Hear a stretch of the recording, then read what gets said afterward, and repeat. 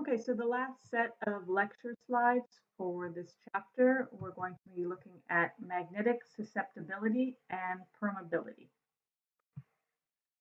So just like we looked at Gauss's law in dielectric materials, we're going to explore Ampere's law in magnetic materials.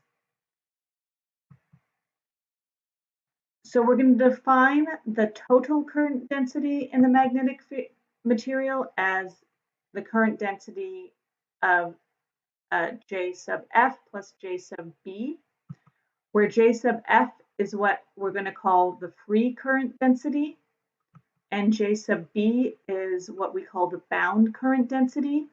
So this is the current density resulting from the magnetization of the material, whereas the free current density is any current or wires within the magnetic material. So we plug that into Ampere's law. I divide by mu naught. I'm going to plug in the expression for my volume bound current density, which is the curl of M, my magnetization. And then I'll move the curl of M over to the left-hand side to get JF by itself. We factor out the curl. And now I'm going to define a new quantity, H, that's equal to 1 over mu naught times B minus M, the magnetization of the material. So this is similar to our electric displacement vector D, but for our magnetic field now. It doesn't have a name of its own, it's just called the magnetic H vector, and it's defined as we see here.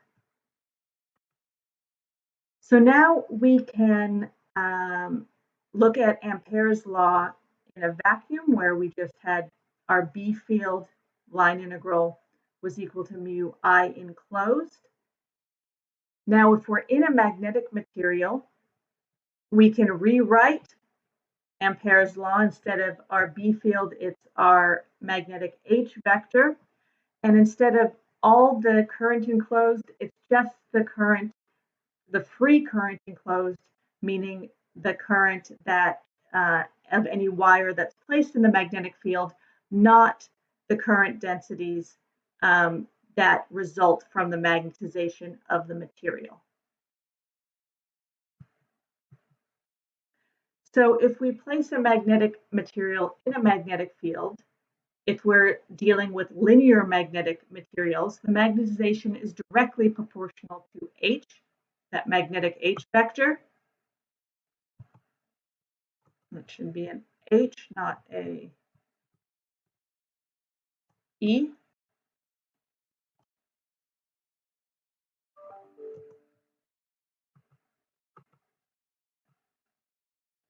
Where that chi sub M is the magnetic susceptibility of your material.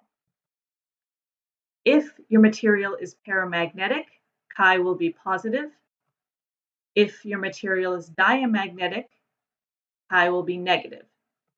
Okay, remember paramagnets, you place it in a magnetic field and the dipole moments align with that magnetic field. Diamagnetic, if you place it in a magnetic field, the dipole moments will align in the opposite direction as the magnetic field. So we can write the magnetic field is equal to mu naught H plus M, the magnetization of the material.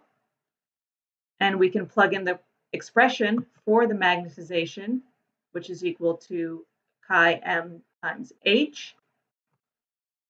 We take out the factor of H, and we can define a new quantity mu called the permeability of the material. So mu is equal to mu naught 1 plus chi, the susceptibility of the material. And remember, mu naught is the permeability of free space. And then we can define also the relative permeability, the ratio of the permeability of the material over the permeability of free space.